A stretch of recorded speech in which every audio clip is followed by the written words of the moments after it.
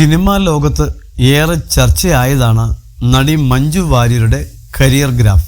കരിയറിലെ ഏറ്റവും മികച്ച സമയത്ത് വിവാഹം ചെയ്ത് നടി സിനിമാ ലോകം വിട്ടത് ആരാധകരെ ഏറെ നിരാശപ്പെടുത്തി. വർഷങ്ങൾക്കു ശേഷം നടി തിരിച്ചെത്തിയപ്പോൾ സിനിമാ ലോകത്തുണ്ടായ അലയൊലികൾ ചെറുതല്ല. തൻ്റെ വിവാഹ സമയത്ത് മഞ്ജു വേണ്ടെന്ന് വച്ച അവസരങ്ങൾ നിരവധിയാണ്. ഇതിൽ പല സിനിമകളും വലിയ ഹിറ്റായി. ഇതിലൊന്നാണ് 1999 പുറത്തിറങ്ങിയ ഫ്രണ്ട്സ്. ഇതേക്കുറിച്ച് സംവിധായകൻ സിദ്ദിഖ് മുമ്പ് സംസാരിച്ചിട്ടുണ്ട്. മീനയുടെ കഥാപാത്രത്തിന് ആദ്യം തീരുമാനിച്ചിരുന്നത് മഞ്ജു വാര്യരെയാണ്. ഇപ്പുറത്ത് മുകേഷിൻ്റെ പേരായി ദിവ്യ ഉണ്ണിയും. പക്ഷേ ആ സമയത്താണ് മഞ്ജു വാര്യർ വിവാഹം ചെയ്യുന്നതും വിവാഹത്തോടെ അഭിനയത്തിൽ നിന്നും മഞ്ജു വാര്യർ വിട്ടുനിൽക്കുകയും ചെയ്തത്.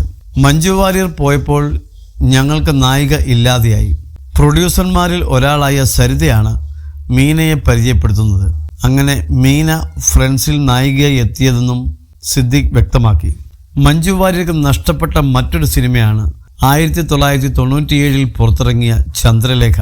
പ്രിയദർശൻ മോഹൻലാൽ കൂട്ടുകെട്ടിൽ പുറത്തിറങ്ങിയ ചിത്രം ആ വർഷത്തെ ഏറ്റവും വലിയ ഹിറ്റുകളിൽ ഒന്നാണ്. ബോളിവുഡ് നടി പൂജ ബദ്രയാണ് മഞ്ജു വാര്യർ ചെയ്യേണ്ട വേഷം അന്ന് ചെയ്തത്. മഞ്ജു ചില കാരണങ്ങളാൽ സിനിമ നിരസിച്ചതോടെയാണ് ചന്ദ്രലേഖ പൂജ ബദ്രയിലേക്ക് എത്തുന്നത്. കരിയറിൽ താരറാണിയായിക്കൊണ്ടിരിക്കെയാണ് മഞ്ജു വാര്യർ നടൻ ദിലീപിനെ വിവാഹം ചെയ്യുന്നത്. 1998 വിവാഹം. ഒരുപക്ഷെ നടി സിനിമാ രംഗത്ത് തുടർന്നിരുന്നുവെങ്കിൽ തെന്നിന്ത്യയിലെ ഏറ്റവും വിലപിടിപ്പുള്ള നായിക നടിയായി മഞ്ജു മാറിയേനെ. ജ്യോതിക, സിമ്രാൻ, മീന, രംഭ, ദേവയാനി തുടങ്ങിയ നടിമാർ അക്കാലത്ത് തെന്നിന്ത്യയിലെ തിരക്കേറിയ നടിമാരാണ്. ഇവരെ പോലെ മഞ്ജുവിനും അക്കാലത്ത് മികച്ച കഥാപാത്രങ്ങൾ ലഭിച്ചേനെ എന്ന് ആരാധകർ പറയുന്നു. കണ്ട് കണ്ടെയ്ൻ എന്ന ചിത്രത്തിൽ ഐശ്വര്യ റായ് ചെയ്ത വേഷത്തിന് ആദ്യം പരിഗണിച്ചത് മഞ്ജു വാര്യരെയാണ്.